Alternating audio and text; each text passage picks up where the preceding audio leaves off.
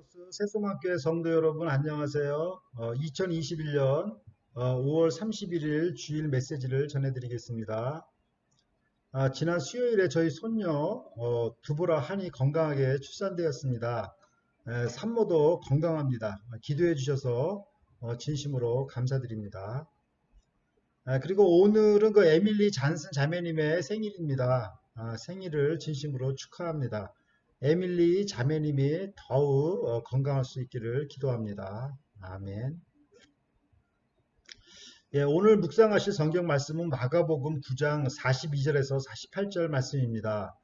제가 읽겠습니다. 또 누구든지 나를 믿는 이 소자 중 하나를 실족해 하면 차라리 연자 맷돌을 그 목에 달리우고 바다에 던지움이 나으리라. 만일 내 손이 너를 범죄케 하거든 찍어버리라. 불구자로 영생에 들어가는 것이 두 손을 가지고 지옥 꺼지지 않는 불에 들어가는 것보다 나으니라. 만일 내 발이 너를 범죄케 하거든 찍어버리라. 절뚝발이로 영생에 들어가는 것이 두 발을 가지고 지옥에 던지우는 것보다 나으니라. 만일 내 눈이 너를 범죄케 하거든 떼어버리라. 한 눈으로 하나님의 나라에 들어가는 것이 두 눈을 가지고 지옥에 던지우는 것보다 나으니라. 거기는 구데기도 죽지 않고 불도 꺼지지 아니하느니라. 아멘. 네, 잠시 기도드리겠습니다.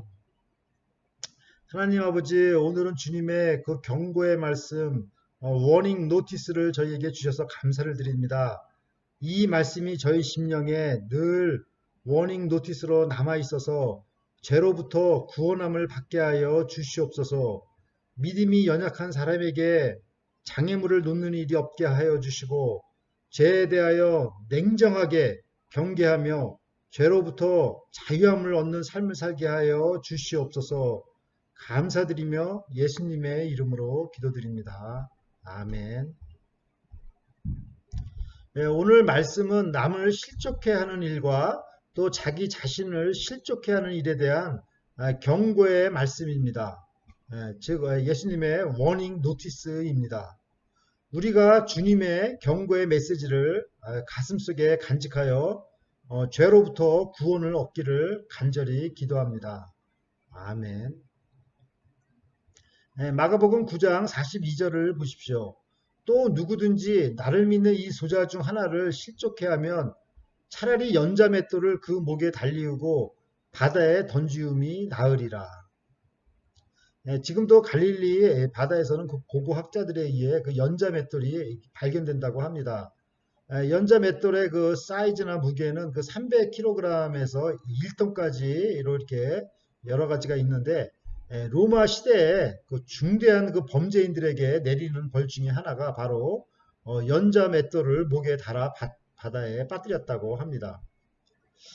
이러한 그 형벌은 그 당시 그 범죄 사회에 엄중한 그 경고가 되었을 것입니다. 그런데 예수님께서 믿음이 약한 사람을 실족해 하면 오히려 이 연자 맷돌을 목에 걸고 바다에 던져지는 것이 더 낫다고 이렇게 말씀을 하셨으니 믿음이 연약한 자에게 저지르는 잘못이 얼마나 중대한 일인가를 강조하신 말씀입니다.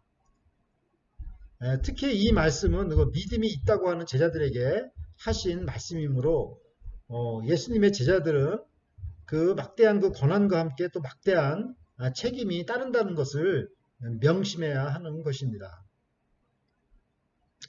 야고보서 3장 1절 말씀입니다. 내 형제들아 너희는 선생된 우리가 더 큰 심판을 받을 줄 알고 선생이 되지 말라. 그러니까 혹시라도 말로 실수를 하여 믿음이 연약한 자의 그 믿음을 떨어지게 한다면 그 책임은 고스란히 누구의 것이 되겠습니까? 바로 목회자나 또 아니면 선교사나 또 장로님들의 몫이 되지 않겠습니까? 사도 바울은 또한 믿음과 먹는 문제에 대해서도 이러한 예를 설명하였습니다. 로마서 14장 1절과 2절 말씀입니다. 믿음이 연약한 자를 너희가 받되 그의 의견을 비판하지 말라. 어떤 사람은 모든 것을 먹을 만한 믿음이 있고 믿음이 연약한 자는 채소만 먹느니라. 고린도전서 8장 9절 말씀입니다. 그런즉 너희의 자유가 믿음이 약한 자들에게 걸려 넘어지게 하는 것이 되지 않도록 조심하라. 또 고린도전서 8장 13절 말씀입니다. 그러므로 만일 음식이 내 형제를 실족하게 한다면 나는 영원히 고기를 먹지 아니하여 내 형제를 실족하지 않게 하리라. 예, 사도 바울은 지식인이었고 또 이렇게 믿음의 사람이었습니다. 그는 먹는 문제에 대하여 자유함이 있었습니다. 그러나 믿음이 연약한 자들을 위하여 그 우상에게 바쳤던 그 고기를 먹지 않겠다고 하였습니다. 그 우상에게 바쳐진 그 고기를 먹는 것이 사실 사도 바울에게는 별 문제가 아니라고 생각했지만 사도 바울은 그러한 자유조차도 믿음이 연약한 자들에게 걸림돌이 될까봐 그만두겠다고 하였습니다. 만일 어떤 지식인이나 또 믿음이 강한 자가 자기의 그 지식이나 믿음을 자랑하며 자기가 가진 자유를 마음대로 사용한다면 상대적으로 지식이 적은 자나 믿음이 연약한 사람은 시험에 들기 쉬울 수가 있습니다. 예, 교회 안에는 믿음이 강한 사람들로부터 믿음이 아주 연약한 사람들에 이르기까지 다양한 사람들이 모입니다. 또한 건강한 사람들부터 시작해서 또 허약한 사람들에 이르기까지 다양한 사람들이 있습니다. 그러므로 한 사람도 실족되지 않게 해서는 최대한 자신의 자유를 억제하고 남들을 배려하며 종처럼 살아야 하는 것입니다. 고린도전서 9장 19절 말씀입니다. 내가 모든 사람에게 자유하였으나 스스로 모든 사람에게 종이 된 것은 더 많은 사람을 얻고자 함이라. 라크로스 세수만 교회가 스스로 모든 사람에게 종이 되는 교회가 되기를 간절히 기도드립니다. 아멘. 마가복음 9장 43절에서 47절을 보십시오. 만일 내 손이 너를 범죄케 하거든 찍어버리라. 불구자로 영생에 들어가는 것이 두 손을 가지고 지어 꺼지지 않는 불에 들어가는 것보다 나으니라. 만일 내 발이 너를 범죄케 하거든 찍어버리라. 절뚝발이로 영생에 들어가는 것이 두 발을 가지고 지옥에 던지우는 것보다 나으니라. 만일 내 눈이 너를 범죄케 하거든 빼어버리라. 한 눈으로 하나님 나라에 들어가는 것이 두 눈을 가지고 지옥에 던지우는 것보다 나으니라. 아멘. 이 말씀은 자신을 실족해 하는 일에 대한 경고의 메시지입니다. 예수님께서는 가정법을 3번 반복해서 사용하심으로써 죄의 심각성을 강조하셨습니다. 그리고 이 가정법을 통해서 모든 사람이 지옥에 떨어진다는 것을 말씀하신 것이 아니라 그 피할 수 있는 길이 있다고 말씀하신 것입니다. 그러나 만일 피할 수가 없다면 불구가 돼서라도 천국에 가는 것이 훨씬 낫다는 것입니다. 하나님께서 선하게 창조하신 몸의 중요한 지체들 중에 특히 손과 발과 눈은 얼마나 중요한 역할을 하고 있습니까? 만일 우리에게 손과 발과 눈이 없다고 상상만 해도 우리는 얼마나 답답함을 느끼겠습니까? 그런데 온유하신 예수님께서는 왜 이렇게 심한 비유를 하셨을까요? 그것은 그만큼 죄 문제가 심각하다는 것을 과장법을 사용하여 말씀하신 것입니다. 죄는 보이지 않는 바이러스와 같은 것입니다. 그리고 그 대가는 아주 혹독합니다. 예수님께서는 그것을 십자가상에서 참혹하게 죽으심으로 보여주셨습니다. 우리가 코로나 바이러스에 감염되지 않으려면 마스크를 쓰며 또 손을 잘 닦고 또 6피트 거리두기를 하지 않습니까? 이러한 방역 규칙을 무시하면 어떻게 되겠습니까? 예수님께서도 영적인 의사로서 방역 규칙을 말씀하신 것입니다. 의사가 진단할 때 때로는 사람 목숨을 살려내기 위하여 다리를 절단해야 하는 수술도 감행합니다. 세균이 온몸에 퍼지는 것보다 불구로 생명을 구하는 것이 더 낫기 때문입니다. 예수님께서도 죄에 대해서 이런 무서운 경고를 하시는 것도 바로 이 때문입니다. 예수님의 경고를 무시하고 막상 환란이 닥칠 때 기도한들 아무 소용이 없는 것입니다. 히브리서 10장 31절 말씀입니다. 살아계신 하나님의 손에 빠져들어가는 것이 무서울진저 It is a dreadful thing to fall into the hands of the living God. 하나님께서는 죄인을 사랑하시지만 죄에 대해서는 분노하십니다.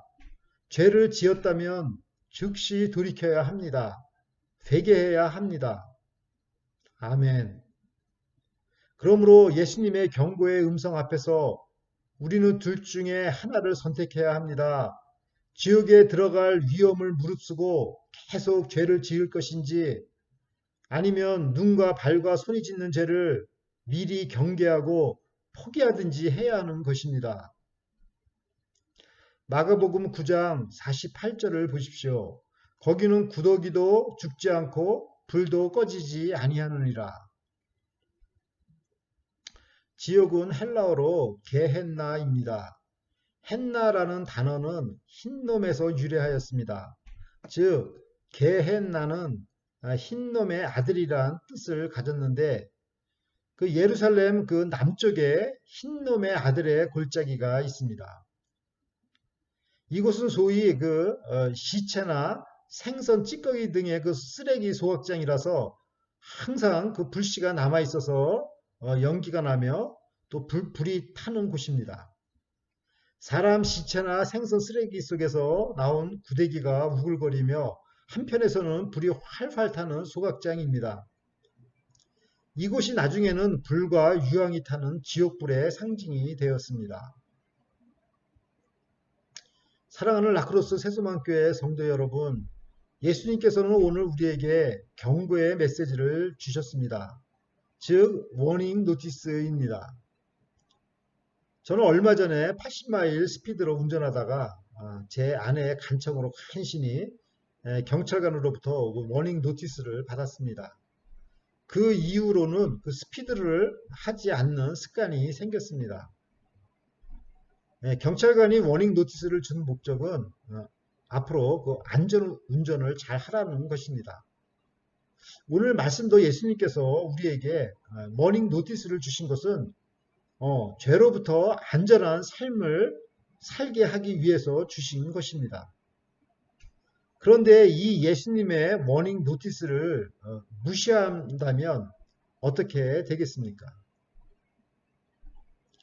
해변의 무서운 파도에 들어가지 말라고 생명구조대가 워닝 노티스를 주었는데 무시하고 바다에 들어갔다가 풍랑을 만나면 어떻게 되겠습니까? 그때는 아무리 소리치며 살려달라고 해도 이미 늦은 것입니다. 우리 인생에 이 워닝 노티스가 없다면 어떻게 되겠습니까? 우리 주변에 믿음이 연약한 자들이 많이 있습니다. 지식이 짧은 사람도 있습니다. 오늘 말씀은 믿음이 강한 자나 지식이 많은 사람일수록 더욱 조심하라는 주님의 워닝 노티스입니다. 또한 각자의 자신의 그 죄악된 습관에 대한 워닝 노티스입니다. 다윗 왕은 눈으로 죄를 지은 것이 결국 우리아의 아내를 취하여 간음죄를 지었고 우리아를 죽게 하는 살인죄를 저질렀습니다.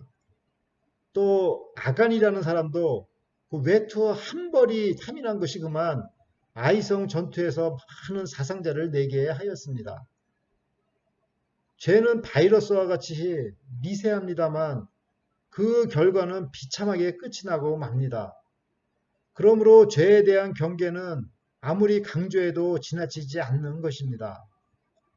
특히 예수님의 제자들은 오늘 말씀을 더욱 마음 깊이 마음속에 새겨야 합니다.